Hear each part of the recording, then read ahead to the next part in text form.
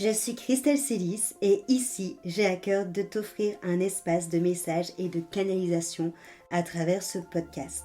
Pas de développement personnel pour se donner bonne conscience, pas de dogme ou de cadre rigide, pas de spiritualité à la mode. Tu es au bon endroit si tu veux t'incarner pleinement, libre, en connexion avec ton âme et le divin et honorer ta puissance ainsi que le vivant. Je t'inviterai toujours à révéler ta propre vérité et ton unicité. Alors ensemble, découvrons les énergies qui t'entourent et les messages de ton âme. Installe-toi confortablement et que l'épisode commence. Bonjour à tous, bienvenue dans cet épisode de podcast. Cette semaine, c'était un peu exceptionnel parce qu'au lieu d'avoir un épisode mardi et jeudi, vous en avez eu un mercredi et le second arrive aujourd'hui. Pourquoi ? Parce que j'ai décidé de vous mettre les replays, une partie des replays en tout cas, du sommet puissante. Donc vous avez mon intervention d'aujourd'hui sur Puissante dans sa foi. J'espère que ça résonnera en vous. En tout cas, j'ai très hâte de lire vos commentaires. Et on se retrouve l'année prochaine pour la 4e édition du sommet Puissante. Donc si ça vous a plu, pensez à vous inscrire pour le sommet de l'année prochaine. Belle écoute! Ok, donc on se retrouve pour cette dernière conférence du sommet Puissante. L'idée, c'est de parler aujourd'hui de Puissante dans sa foi, mais vous allez voir qu'on va aborder plusieurs choses. Si vous avez pu regarder, aussi bien vous qui vont... Nat, je sais que tu as pu regarder, tu étais là, mais l'ouverture, c'est bien. Donc, notamment pour ceux qui sont en replay, si jamais vous regardez cette vidéo-là alors que vous n'avez pas encore vu l'ouverture, je vous invite à d'abord regarder la conférence de l'ouverture et passer à cette conférence-ci. Kevin, tu as eu le temps de la regarder? Oui, j'ai eu le temps de la regarder. Parfait, trop bien. Maya, elle était là. Et Eka, je ne sais pas si elle a eu le temps, de la regarder. Bon, l'idée, en tout cas, je vais pas forcément, enfin si, forcément, je vais faire des allusions à ce que j'ai parlé mercredi, mais on va surtout continuer. Donc voilà, c'est plus un cheminement de pensée. C'est parti, on y va. Allez, très bien. Alors, avant toute chose, j'avais envie de vous définir, enfin vous définir, pour le coup, je vous donnerai ma définition après à moi, mais déjà, définir le mot foi suivant le dictionnaire. OK? Pour qu'on parte avec une base de ce qui se passe dans notre réalité avec le mot foi. Coucou, Eka. Alors, la définition du mot foi dans le dictionnaire sur Internet que j'ai trouvé, ça dit fait de croire en Dieu, spécialement sans complément en la religion dominante ou un dogme par une adhésion profonde de l'esprit et du cœur. OK. Alors, fait de croire en Dieu, par l'esprit et par le cœur, je suis OK. Par contre, par la religion dominante et par le dogme, c'est là où ça m'a fait un petit peu grincer des dents. Et donc, ça tombe bien parce que au moins, ça va illustrer tout mon propos autour de ce mot foi. Je vais parler de ce que je connais, c'est-à-dire du pays dans lequel je vis, en France. En France, c'est très compliqué de prononcer le mot Dieu, je trouve, sans rentrer dans des conditionnements, des peurs, des cases, toutes ces choses-là. Et hier, pas du tout, ça montre que ma matinée a été dense. Ce matin, je parlais avec une de mes amies proches et elle me demandait comment se passait le sommet et je lui ai dit, en vrai, il se passe super bien, mais ce qui me met hyper en joie dans ce sommet, c'est de parler de Dieu.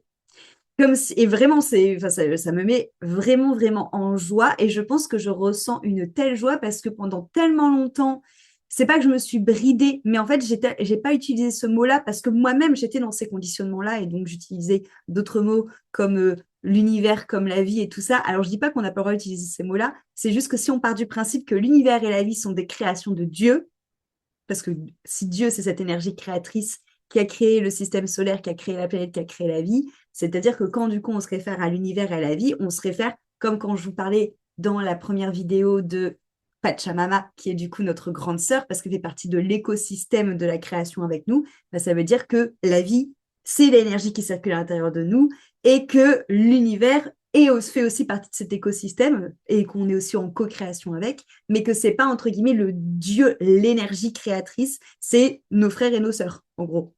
D'accord? Parce qu'on est tous création. Créature, j'aime pas trop ce mot-là, j'ai l'impression que ça avait un peu créé. Je pense que je pense à créature dans Harry Potter, donc c'est pour ça. Donc on va rester sur le mot création, c'est bien. Donc voilà. Donc déjà, c'est ce qui me met vraiment moi en joie là, c'est de pouvoir de parler de Dieu de manière décomplexée, c'est-à-dire avec vraiment la véritable définition qu'il y a derrière ce mot. Et c'est ça qu'on va aller voir ensemble aujourd'hui. Donc en France, en effet, il y a un malaise. Je me suis quand même un peu posé la question de ce pourquoi. Pourquoi est-ce qu'il y a un malaise autour de ce mot Dieu? Et je pense qu'il y a plusieurs sources. La première source, c'est parce qu'on a associé Dieu à un homme et notamment à cette notion de patriarcat, donc pas cette énergie homme et pas l'homme en tant que tel, mais plus précisément au côté patriarcat, je pense, notamment à ce que en a fait après les dogmes religieux entre guillemets. Et je pense que il y a vraiment cette notion là qui pèse, on va dire, sur le mot Dieu. Et l'autre chose, c'est comment je vais dire, le fait qu'on soit dans un pays qui soit très mental. On le sait, hein, en France, ce qui prédomine surtout, c'est la science, c'est la raison.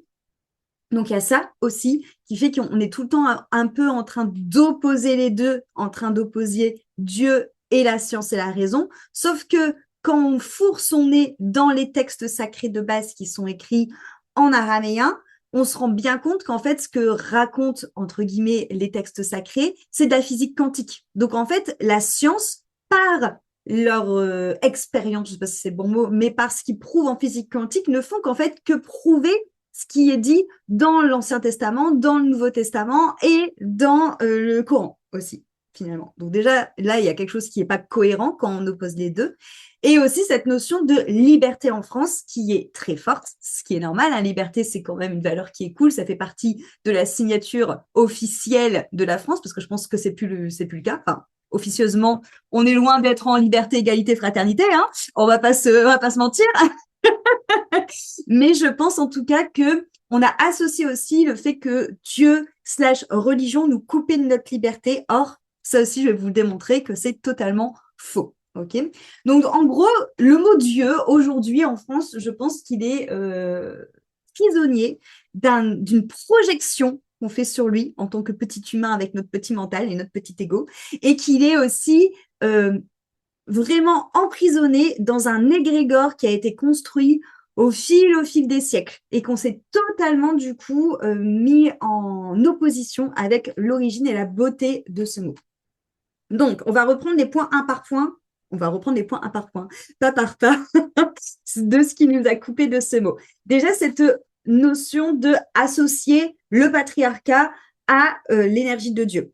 Alors après, c'est pareil, hein, c'est pas parce que c'est patriarcal que c'est forcément mauvais, d'accord? On va pareil arrêter tout de suite cette notion d'idée binaire, ok? Dans tout, il y a du bon et il y a du mauvais, d'accord? Il y a de la lumière et il y a de l'ombre, c'est toujours les mêmes faces d'une seule et même pièce. Il faut juste apprendre à savoir ce qu'on décide de nourrir, ok? Donc là, quand j'utilise le mot patriarcat, c'est pas le patriarcat en général, on ne fait pas de généralité ici, c'est le patriarcat dans ce qu'il a été utilisé pour venir soumettre. D'accord? Et pour venir amener des différences de domination, de soumission et ces rapports de force-là. Donc, on a associé Dieu à ce côté-là du patriarcat. Pourquoi? Parce que on projette sur Dieu, nous en tant que petits humains, le fait que Dieu soit au-dessus de nous, que Dieu soit jugeant, d'accord? Enfer, paradis, et que c'est Dieu qui domine et qui s'impose en plus à l'extérieur de nous et qu'il est totalement déconnecté de nous. Ça, on va souvent l'entendre dire, oui, mais Dieu, il est totalement déconnecté de moi, ou totalement déconnecté de la misère du monde, toutes ces choses-là. OK? Mais le vrai problème dans cette affaire-là, c'est qu'en fait, quand on est coincé là-dedans, on n'est pas en capacité de pouvoir épurer véritablement ce qu'est Dieu en tant que mot, en tant que vibration, en tant que émanation de la création, en tant que énergie créatrice, en tant que vraiment Dieu, et ce que nous, on a été projeté sur lui. Donc, plutôt que de se dire, OK, restons calmes, faisons preuve de discernement et essayons de venir dissocier la projection de ce qu'on a mis sur Dieu et qui est réellement Dieu, plutôt que d'épurer son image, bah, on va plutôt choisir de totalement le rejeter, parce que finalement, c'est beaucoup plus simple. Voilà. Donc, c'est un peu ce qui se passe avec cette notion-là, alors qu'en vrai, Dieu, c'est avant tout le cœur de la création, c'est-à-dire que c'est vraiment la substance même de l'amour. Et c'est vrai que justement, quand on met encore une fois un peu son nez dans les écrits, on se rend compte que peu importe les écrits qu'on lise, tout arrive toujours au même endroit, c'est-à-dire l'unité et l'amour. C'est pour ça que la première conférence parlait de l'unité et que là, on va parler de la foi et donc de l'unité et de l'amour. Et c'est tout ce qui a été mis autour qui nous a détournés de ça. Parce qu'on est tout le temps en train de vouloir se combattre sur qui a raison plus que l'autre, donc mental. Et du coup, on a associé Dieu finalement au petit guéguerre d'ego et de pouvoir des humains qui se sont appropriés tout ça. Déjà, j'avoue que ça m'agace un peu. C'est mon côté blessure de la justice où je me dis que c'est pas juste pour lui. Et ça me met profondément. Moi, souvent, quand je vois justement tout ce qui va être guerre de religion, tout ce qui va être débat autour de tout ça, où les gens pensent détenir la vérité, ça me met profondément triste parce que déjà, je me dis qui on est, petit humain, pour prétendre détenir la vérité sur la grande création, parce que c'est une intelligence. Vous imaginez l'intelligence du truc, quoi. Enfin, qui on est, nous, avec notre petit cerveau d'humain, pour juger déjà ça et se dire, oui, moi, j'ai tout compris. Déjà, ça, c'est pas possible. Et d'où la phrase que j'aime beaucoup de la seule chose qu'on sait, c'est qu'on sait rien. Et en plus, qui on est pour justement avoir à ce point-là simplifié une vision de base de Dieu qui est fractale, c'est-à-dire qui se voit en plusieurs fragments, d'accord? Parce que ce qu'on lit aussi dans les textes et qu'on se rend compte, c'est que tout est dans cette vision holographique et fractale, c'est-à-dire que Dieu, c'est votre attrape-soleil, je compte là parce que j'ai un attrape-soleil, c'est votre attrape-soleil qui vient choper le soleil, qui est même lui-même le soleil, et qui vient faire plein de pépites de boules disco dans la pièce. Et nous, on va rester juste sur une seule petite pépite de boule disco parce qu'on a un cerveau qui est binaire et linéaire. Donc, il n'a rien à voir avec le multidimensionnel et le fractal. Donc, déjà, on ne peut pas, en tant qu'humain, se prétendre avoir compris quelque chose et détenir la vérité, alors qu'on n'est même pas capable, déjà, d'envisager une autre manière de penser. Je ne dis pas qu'on n'est pas capable de le faire, c'est qu'aujourd'hui, on n'est pas capable de l'envisager parce qu'on ne nous a pas appris à réfléchir comme ça. Okay, et c'est pour ça que parfois, quand on parle de ces choses-là, ça peut donner envie de saigner du nez parce que c'est totalement une autre manière de penser que ce qu'on a l'habitude de penser d'habitude. Okay. Ensuite, je reviens sur le côté liberté. En France, en effet, on est très, encore une fois, sur le papier, on aime bien se revendiquer comme aimer la liberté. Je pense que progressivement, c'est plus quelque chose, comment je veux dire, un écran de fumée qu'on se dit aimer la liberté et vouloir être libre parce qu'on est clairement loin d'être aussi libre et souverain que ce que l'on pense. C'est pareil, on va remettre aussi un peu l'église au centre du village.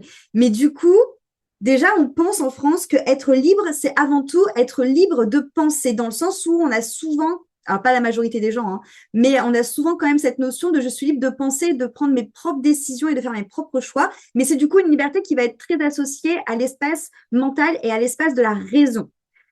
Pas du tout une liberté déjà de ressentir, pas du tout une liberté déjà de se laisser guider par le cœur et par ses tripes, parce qu'on n'a pas qu'un seul cerveau dans notre corps, hein. On a le cerveau-cœur et le cerveau deuxième intestin le deuxième cerveau, pardon, les intestins qui est les tripes. Et on va surtout utiliser celui-ci, on ne va pas utiliser les autres, on ne va pas incarner pleinement notre liberté, du coup, on ne va pas incarner pleinement nos désirs et nos envies, et on va rester bloqué déjà sur cette liberté raisonnée, ok? Et ensuite, en France, on va être totalement en contradiction avec Dieu parce qu'on va se dire que c'est une autorité supérieure au-dessus de nous et je fais ce que je veux parce que je suis un ado rebelle. Sauf qu'en agissant comme ça, j'ai fait exprès d'utiliser le mot ado, c'est qu'on n'est pas adulte. Et c'est ça aussi le problème en France, c'est qu'on est majoritairement dans un pays où il y a des adolescents et pas des adultes.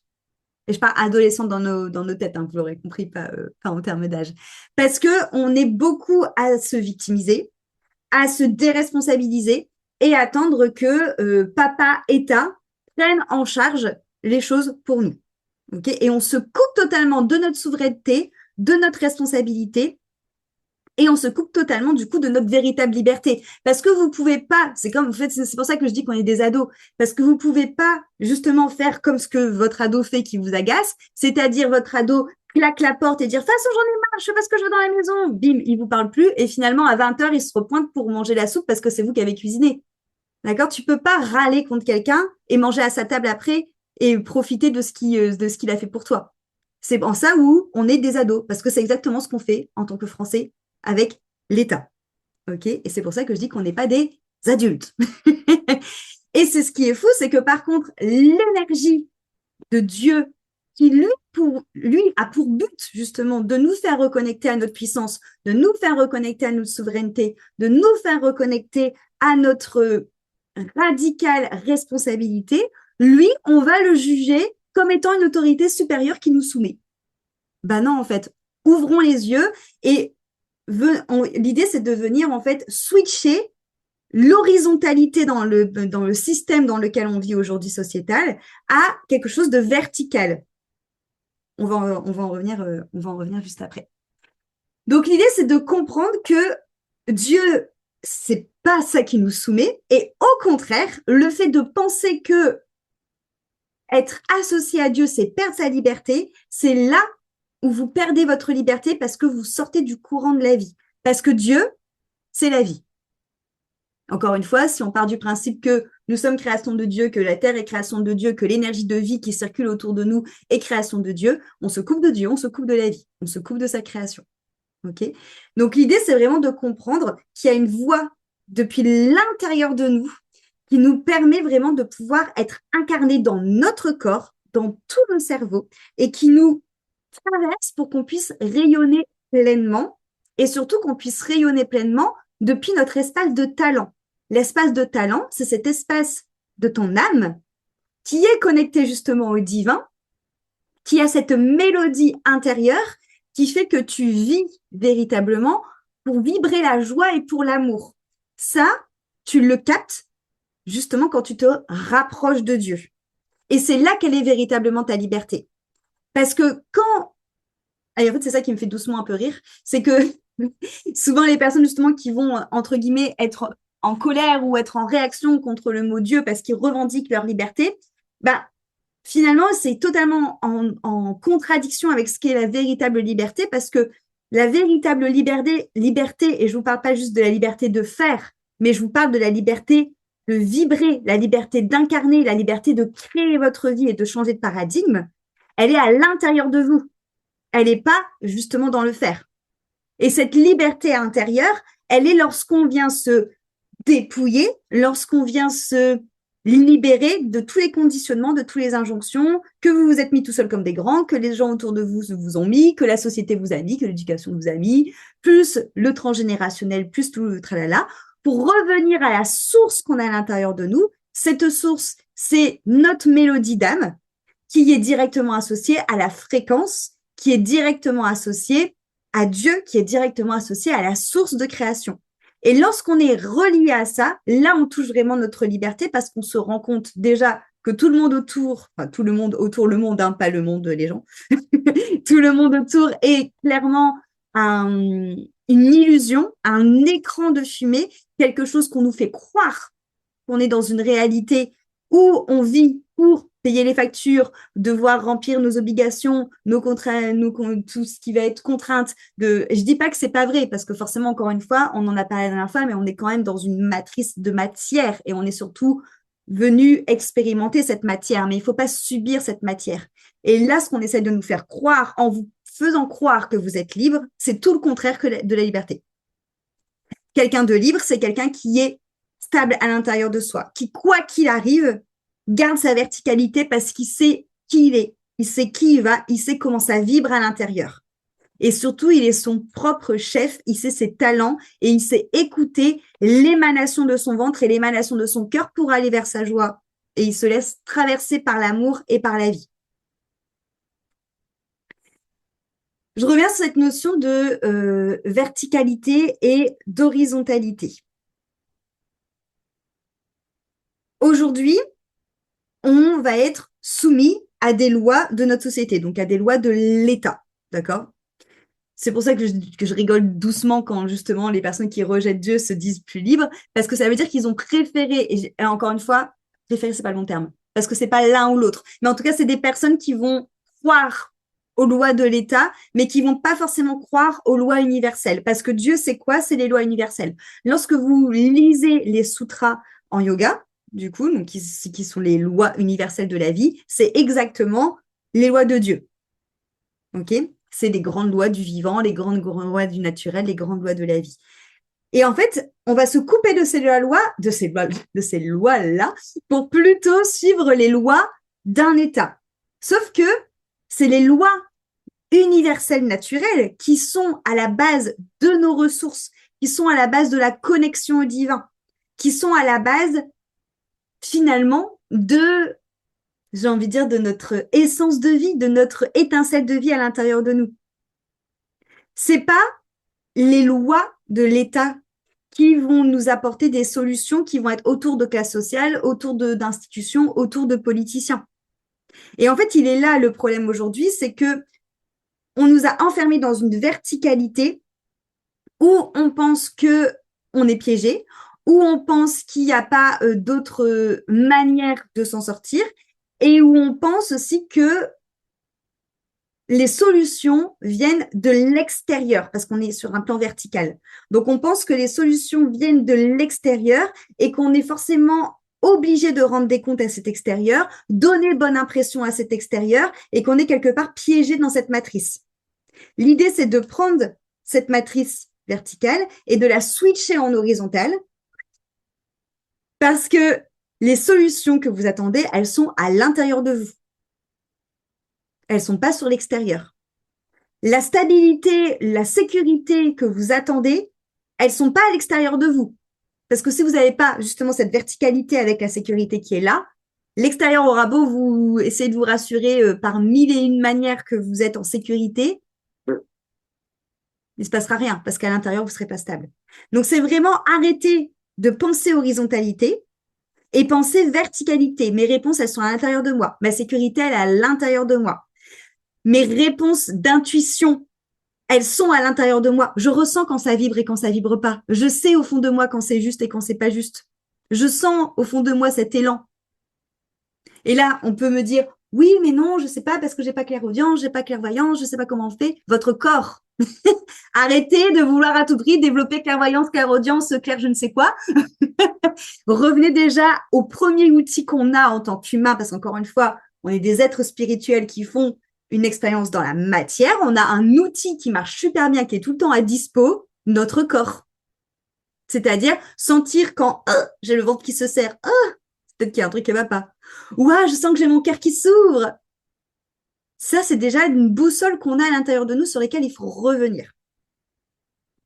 Maintenant que je vous ai parlé justement de tout ce qui nous a éloignés de Dieu, voilà, j'ai balayé assez rapidement. En vrai, on pourrait passer voilà, on pourrait passer beaucoup plus de temps là-dessus. On va parler justement de ce qu'est le mot Dieu réellement. Ok? Alors déjà, le mot Dieu, c'est quand même le seul mot, et je pense que c'est peut-être pour ça que ça nous fait bugger, parce que généralement, les mots, ils sont là pour venir poser une image sur une idée. Si je te dis baguette de pain, direct, tu vois la baguette de pain dans ta tête. Tu vois de quoi je parle. C'est-à-dire que les mots, ils sont là pour conceptualiser, pour venir pour délimiter, pour venir mettre des contours sur une image. Dieu, c'est le seul mot, il doit peut-être en avoir d'autres, mais en tout cas, c'est l'un des mots où on parle de quelque chose qui n'a pas de forme, on parle de quelque chose qui n'a pas de limite, on parle de quelque chose qui est totalement à l'inverse de ce qu'on essaie de faire avec les mots. Donc, je pense que déjà, de là, c'est peut-être pour ça que déjà, de base, ça nous fait bugger. Et je pense aussi que c'est pour ça que c'est l'un des mots qui a été le plus sujet aux projections. Parce que forcément, comme ça vient pas parler de quelque chose qui est tangible devant nos yeux, comme un cahier, par exemple, je sais parce que j'ai un cahier devant moi, bah forcément, chacun vient mettre son petit truc, son petit grain de sel de ce qu'il met derrière ce mot-là. Sauf que ce mot, on essaie de le faire entrer dans une case mentale, alors que ce qui nous invite à faire véritablement, c'est de défaire toutes nos cases. Avoir la foi en Dieu, c'est avoir la foi, avoir conscience surtout, qu'on ne contrôle rien, qu'on ne sait rien, et que tout ce qu'on a appris depuis le début, en fait, il faut le désapprendre. Et c'est ça que représente ce mot Dieu. Et je pense que c'est pour ça aussi que ça fait partir des personnes en dissonance cognitive. Parce que quelque part, c'est très challengeant d'avoir la foi. Très, très challengeant, justement, de accueillir ce mot Dieu tel qu'il est dans sa vibration de mots. Donc, l'idée de ce mot, c'est justement de venir dissoudre les contours qu'on a voulu mettre avec un mot. C'est d'apprendre à reconnecter avec quelque chose qui est beaucoup plus vaste que ce qu'on imagine. Et en plus de reconnecter avec cette chose qui est beaucoup plus vaste, c'est de venir même pas réussir à le saisir. Parce que Dieu est même pas saisissable. Je sais pas si j'ai un bout de papier. En gros, c'est comme si que... Si j'ai un bout de papier. Tout ça, c'est Dieu. Toute la feuille, c'est Dieu. Et nous, on a fait un mini cercle au milieu de la feuille et on se dit, ah, Dieu, c'est ça. Non, en fait, Dieu, c'est tout ce qu'il y a autour et même au-delà des contours que tu imagines et même au-delà des contours que même toi, tu imagines avec ton petit cerveau. OK? Donc, c'est vraiment comprendre que Dieu, c'est, à mon sens, bien plus qu'un mot, c'est vraiment un portail vers justement ce divin, cette puissance, cet amour infini, cette création. Et c'est aussi un mot qui s'est transmis depuis des siècles et des siècles, de religion en religion, de communauté en communauté, de peuple en peuple. Donc c'est quelque chose de très fondamental. Et avoir cette foi justement en Dieu, c'est avoir foi sur le fait qu'il y a quelque chose de beaucoup plus grand, beaucoup plus vaste, et surtout avoir confiance en le plan de Dieu. Et c'est pour ça aussi que c'est compliqué parce que ça veut dire quoi? Ça veut dire que ça nous apprend forcément et à lâcher le contrôle, ce que généralement on n'aime pas trop, et à lâcher prise, ce que l'on met plusieurs vies à apprendre, et aussi à s'ouvrir des fois à des choses qu'on ne pourrait même pas imaginer possibles dans notre petite tête d'humain. Avoir vraiment foi en Dieu, c'est dire, OK, moi, j'ai ça dans ma tête. Mais éventuellement, j'ai peut-être conscience que toi, ta volonté peut être même encore plus grande et que peut-être que tu as même des projets pour moi qui sont même encore plus grands que moi-même. Ah, dans mon petit mental restreint, j'imagine même pas. Et là, on se rend compte de la multipotentialité, de la multidimensionnalité des choses qu'on se coupe rien qu'avec notre projection. Il y a une phrase, ouais, c'est ça que j'avais marqué. Il y a une phrase qui dit, là où il n'y a plus d'appui, c'est là où Dieu commence. Ce qui veut clairement dire que Dieu commence là où on lâche. Et ça, vous avez déjà dû l'expérimenter sur différentes manières de votre vie, de différentes façons, où souvent c'est au moment où on lâche que ce qu'on attendait depuis Perpète-les-Bains arrive et même parfois sous une forme encore plus grande, sous une forme encore plus waouh que ce qu'on imaginait.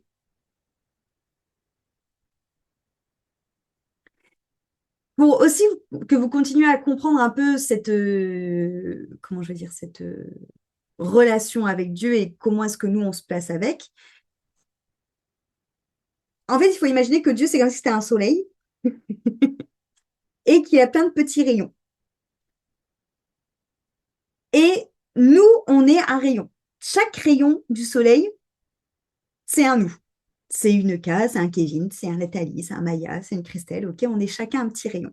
Le rayon, il a une forme, il a un contour, il vit son expérience de petits rayons sur Terre. OK? Il a son propre chemin en tant qu'individu, il a son histoire, il a sa personnalité, il a son vécu, il a sa propre conscience, il a tout ça. Mais Dieu, c'est le cœur du soleil. C'est l'unité, c'est l'origine. Ça marche aussi avec l'histoire de la vague. C'est quand je vous dis aussi, on est une petite vague qui sort de l'océan, on fait youhou, petite vague. En fait, on oublie qu'en dessous de nous, il y a tout l'océan. Et en fait, quand on prend conscience de ça, déjà, on comprend la vision fractale et holographique du divin dont je vous parlais tout à l'heure. Ok, c'est que oui, Dieu est en nous parce que nous sommes le rayon du soleil. Donc, tu as ce soleil en toi. Tu es le rayon du soleil. Tu n'es pas un rayon de vélo, tu es un rayon de soleil. Donc, forcément, tu as le cœur de Dieu à l'intérieur de toi. Et tu es connecté à Dieu aussi Donc, tu l'as en toi, tu es connecté à lui. Et ouais, tu regardes le rayon d'à côté et tu te rends compte que même le rayon d'à côté, il a aussi du soleil. Donc ça, c'est vraiment la vision fractale pour que vous la compreniez. Ça veut dire que cette notion du divin, cette notion de Dieu, oui, il est au cœur de l'unité, il est au centre, mais il est aussi au centre de toi, et il est aussi au centre de Sandra, il est aussi au centre de Kevin, de Nathalie, de Maya, de tous les rayons du soleil. Donc l'idée, c'est aussi de comprendre ça, que lorsque justement on prononce ce mot Dieu, lorsqu'on se met à méditer, à prier pour pouvoir se rapprocher de Dieu, finalement, qu'est-ce qu'on fait? C'est comme si on essayait d'estomper les contours de notre rayon de soleil qu'on voit très linéaire, de l'estomper pour finalement se fondre avec les autres rayons de soleil et finalement se fondre avec le soleil en entier. C'est exactement quand vous partez en méditation, ça vous est déjà arrivé de vivre des états de conscience modifiés où vous êtes à la fois le microcosme et le macrocosme, où vous vous sentez très, très, très, très, très, très petit et en même temps très, très, très, très, très, très, très, très grand. Bah, c'est ça. OK. Et donc, c'est là où on rentre en communication avec la totalité de la création. Moi, ça m'est déjà arrivé dans ces états-là de me sentir Christelle, mais de me sentir aussi la petite gouttelette d'eau qui était tout en haut d'une feuille d'un des chênes de mon jardin. D'accord? Donc, c'est vraiment cette notion-là où on vient toucher toute la création. Et c'est là aussi où on comprend que, c'est pour ça que je dis toujours que honorer le vivant, c'est honorer Dieu. C'est parce que Dieu est dans tout le vivant. C'est pas que dans les humains. C'est aussi dans les minéraux, c'est aussi dans les plantes, c'est aussi dans la terre. C'est vraiment dans tout ce qu'il y a autour de nous.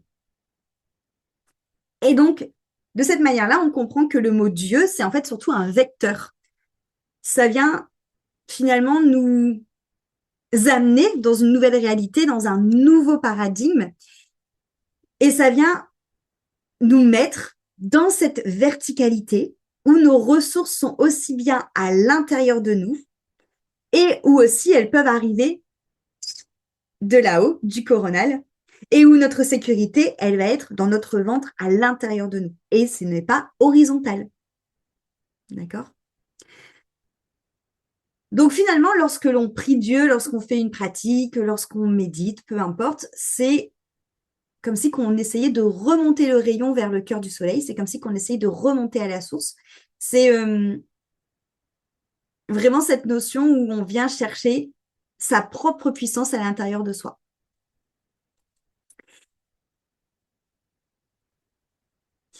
Et c'est pour ça que c'est assez compliqué et qu'il faut bien comprendre qu'il faut déconstruire toutes les images qu'on a autour de ça, autour de Dieu, autour de la foi.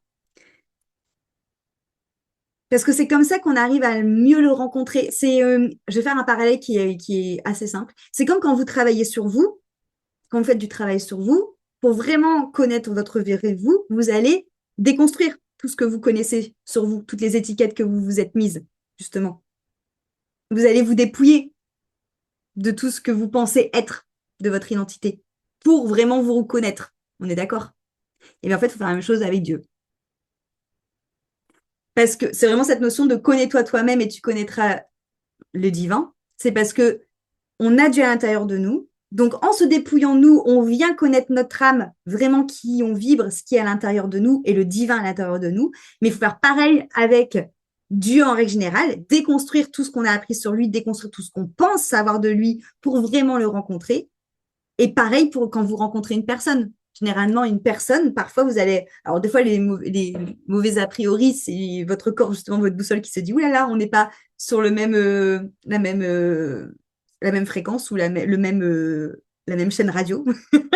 Mais ça ne veut pas dire que la personne est mauvaise, d'accord? Mais du coup, des fois, on va apprendre justement à déconstruire les a priori qu'on avait sur une personne pour toucher justement le divin qu'elle a à l'intérieur d'elle. C'est pareil. Donc, du coup, c'est se dire, mais en fait, c'est un mécanisme que je fais déjà avec moi-même, que je fais déjà avec les autres. Donc, pourquoi est-ce que je ne le ferais pas avec moi? Et il y a une autre phrase que j'ai notée de Maître Eckhart qui dit, je prie de Dieu, pardon, de me libérer de Dieu. Et cette phrase, elle est hyper intéressante parce que justement, elle vient mettre en perspective tout ce que je viens de vous raconter là. C'est je prie Dieu, donc le mot, d'accord, de me libérer de Dieu, les projections dans lesquelles on a enfermé Dieu en tant qu'humain. Les projections dans lesquelles on a réduit Dieu. Donc l'idée, c'est de venir déconstruire sa pratique, déconstruire toutes les a priori qu'on peut avoir dessus, pour remettre un œil, j'allais dire un œil comme un enfant, mais ouais, ça a du sens parce que dans la Bible et dans le Nouveau Testament, on voit beaucoup Jésus qui parle des enfants. Souvent, il met les enfants sur un piédestal, il met aussi les pauvres d'esprit, comme ils disent, sur un piédestal. Pourquoi? Parce que c'est les personnes qui ont le moins d'a priori. C'est les personnes qui sont les plus innocents et qui, du coup, qui vont être plus à même de recevoir Dieu et de recevoir le message d'amour et d'unité et de cette sagesse christique parce qu'ils n'ont pas d'a priori. Et donc, l'idée, c'est venir de déconstruire tout ça. Et c'est pas facile de le faire parce que déjà, faut passer à côté de ces a priori, faut passer à côté des divisions. On en revient à ce que je disais, mais moi, quelque chose aussi qui m'a beaucoup heurté ces dernières années, au-delà des guerres de religion, c'est que même quand on va dans le New Age et que justement, vous savez, j'avais un coven de sorcières, on se rend compte aussi que entre les clans de sorcellerie, c'est aussi la guerre, et que finalement, les sorcières qui ont été victimes d'inquisition, maintenant font la guerre aux religions, et en fait, on est toujours dans des notions de division et de séparation, alors qu'en vrai, tout se rejoint. Si on fait tout avec cette volonté d'amour et d'unité, tout se rejoint. Et pour moi, c'est vraiment là qu'il faut aller chercher, en fait, regarder avec cet œil nouveau, cet œil d'enfant, tous ces textes sacrés, tous ces enseignements, tels qu'ils soient, pour justement pouvoir enfin revenir à cette boussole, revenir à cette foi, revenir à notre divinité, au Dieu qui est à l'intérieur de nous, et à connecter à Dieu la création. Et c'est là en plus où on voit que tout rentre ensemble comme un petit puzzle. Là, c'est fabuleux, ça fait Tetris, ça marche trop bien.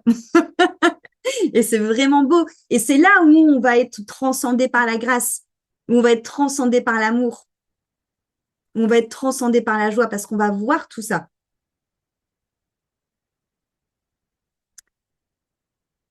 Je regarde si je me suis pas perdue, mais ça va. Je tiens le bon bout dans mes notes. Donc l'idée, va être plus en fait finalement de sortir des dogmes qui ont été construits par souvent par des quêtes de pouvoir ou par de l'ego, tout simplement, pour vraiment revenir au message cristallin de Dieu, au message cristallin de Jésus, au message cristallin de tous les prophètes, hein, en vrai. Et vraiment revenir à cette essence qu'on a à l'intérieur de nous. Et la divulguer. Je pense vraiment qu'aujourd'hui, c'est pas pour rien qu'il y a une recrudescence aussi de tout ce qui va être autour justement de Dieu, autour de Jésus, et c'est très très cool. Bon, après, il faut voir comment justement les discours des uns des autres, mais je trouve ça très cool parce que ça permet quelque part aussi de re-rendre accessible tout ça, justement. Et au fur et à mesure, nous, de pouvoir parler avec nos mots de cette connexion au divin. Et surtout comprendre que c'est pas quelque chose de méritocratie ou ni d'élitiste, parce qu'en vrai, vraiment, Dieu, tout le monde l'a à l'intérieur de soi. Donc, une fois qu'on a défait tout ça, là, on va aller justement trouver sa propre voie. Et c'est dans votre propre voie que vous allez pouvoir trouver votre propre foi. Trouver sa propre voie, c'est après avoir été visité toutes les différentes pièces qu'on va trouver, donc les religions, différents outils, différentes pratiques spirituelles, différentes méthodes, peu importe, c'est de revenir à, OK, qu'est-ce qui fait écho en moi? Qu'est-ce qui est ma propre voix? Comment est-ce que moi, j'ai envie d'honorer mon âme, le plan divin qui est là pour moi, au-delà de ce que je peux imaginer? Comment est-ce que surtout je peux co-créer avec Dieu? Parce que j'ai retrouvé mon dessin que j'avais fait en méditation, je voulais vous la montrer. Je ne sais pas si ça va être très compréhensible aussi comme dessin, parce que c'est un peu le bordel. Mais ah ouais, on voit bien. Parce que vous vous souvenez, donc ça c'est nous. On a les matrices vibratoires à l'intérieur de nous, ok, qui sont les matrices de la création divine. Et on a du coup l'énergie du divin qui passe à l'intérieur de nous, cette énergie où on fait antenne qu'on vient renvoyer à la Terre, mais aussi cette même énergie avec notre expérience d'humain qui renvoie vers le céleste pour pouvoir nourrir aussi la base de données générale. Ok, ça c'est ce que j'expliquais mercredi. Ok. Donc, peu importe finalement quelle pratique vous avez envie de faire, comment vous avez envie de faire, l'idée c'est finalement comment est-ce que moi, j'ai envie de me connecter à mon âme, me connecter à mon cœur, me connecter au divin à l'intérieur de moi, et comment est-ce que j'ai envie de co-créer avec ce petit dessin-là, avec le vivant et avec le divin. Parce qu'on est vraiment là pour... Ouais, c'est ça. On est vraiment là pour co-créer et pour, j'ai envie de dire, nourrir la base de données. Et c'est là où j'interviens sur quelque chose en termes de libre arbitre. Comme je vous l'ai dit la semaine dernière, moi, je pense qu'on n'a pas tant de libre arbitre que ça. Hein. Je pense qu'on a si, je pense qu'on a le choix entre choisir de vivre le plan du divin de manière consciente et avec foi, ou de choisir le plan du divin dans la souffrance. Je pense que c'est un peu un choix binaire, mais que ça doit un peu ça doit un peu se passer un peu dans cette manière-là. Qu'est-ce que j'entends par là? Ça veut dire que dans tous les cas, à mon sens, dans tous les cas, le divin gagne, parce que peu importe comment vous avez décidé de suivre ou pas le plan, vous faites de l'expérience. Votre âme crée de l'expérience dans votre corps physique d'humain. Donc pourquoi est-ce que je dis dans tous les cas ça gagne? Parce que vos petites antennes qui renvoient l'expérience vers la base de données, bah, ça crée dans tous les cas de la base de données. C'est juste toi, est-ce que tu décides de lâcher contrôle, de lâcher prise, de faire confiance et d'honorer les bonnes énergies de Dieu? Ou est-ce que tu préfères continuer à avancer mais être en lutte contre le plan et d'être en souffrance contre le plan? Ou troisième option, est-ce que tu préfères nourrir les forces involutives et te stagner? Et c'est en ça où je disais que Lorraine m'avait fait une super bonne passe pour la conférence d'aujourd'hui parce qu'elle l'a très bien dit, que le mouvement, c'était la vie. Et c'était quand on stagnait qu'on mourait. Et ben, c'est clairement ce que j'ai vu dans cette méditation, c'est que les formes involutives, donc c'est les forces qui veulent qu'on n'évolue pas, elles vont pas forcément vous mettre dans des situations douloureuses. Elles vont surtout faire en sorte que vous stagnez, que vous perdez foi. Parce que quand on perd foi, qu'est-ce qui se passe? Il se passe plus rien. On stagne. C'est comme la foi, c'est un peu comme l'espoir. Tant que les personnes ont de l'espoir, tant que les personnes ont de la foi, il y aura toujours du mouvement. Et le mouvement, c'est la vie. Il y aura toujours de la transmutation. Même si ce qu'on vit, c'est douloureux, on cherchera toujours, avec cette foi, à lâcher contrôle et à avancer. Là où ça va contre le plan de l'évolution, c'est lorsqu'on décide justement de se figer et de stagner. Plus le fait de se diviser et de se séparer, mais c'est normal parce que lorsque vous êtes dans la division, vous stagnez aussi en vrai. Hein. C'est pas du tout productif d'être tout le temps bloqué sur ses positions, de se dire je sais, c'est moi qui ai raison, et d'être dans la division et d'être dans la guéguerre.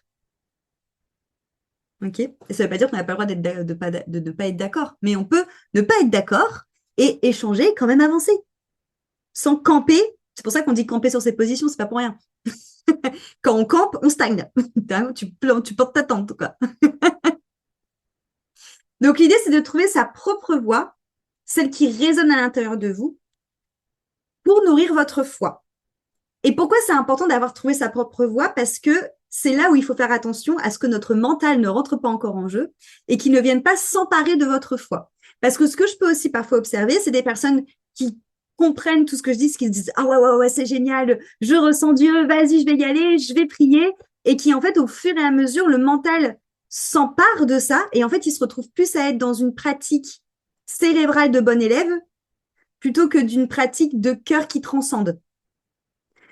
D'où le fait de trouver sa propre voie. Parce que moi, typiquement, la voie que je vais peut-être vous dire en vous disant, bah moi, je fais ça, ça, ça, ça, ça, si tu veux, tu peux t'inspirer, ce sera peut-être pas du tout ta voie. Et c'est OK. D'accord? Donc, c'est en ça, ou encore une fois, je pense que si, justement, Dieu a fait sa création aussi multiple, c'est-à-dire que si nous, on ne se ressemble pas, c'est qu'il y a bien une raison. Parce que vu l'intelligence de la création, s'il aurait vraiment voulu faire en sorte qu'on ait tous le même discours, qu'on ait tous la même pratique, qu'on ait tous un gna, il nous aurait fait tous pareil. Il aurait pu faire. Il aurait fait des clones.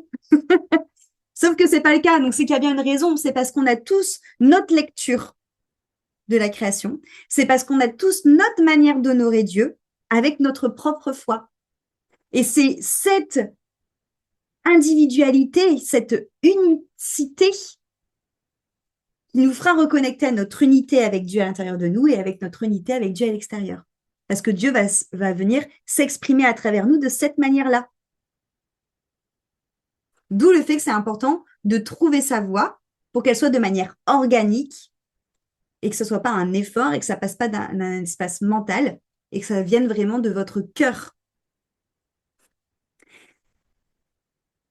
Donc tout ça en définitif, dans cette notion de puissance avec sa foi, pourquoi ça nous redonne notre puissance d'être dans la foi? Parce que ça nous ramène tout à l'intérieur de nous. D'où le fait que ça faisait un super pont avec l'unité. C'est que lorsqu'on est dans la foi, oui, on a conscience qu'il y a un plan supérieur, qu'il y a ce Dieu qui est là, qui veille sur nous, mais il est aussi surtout à l'intérieur de nous.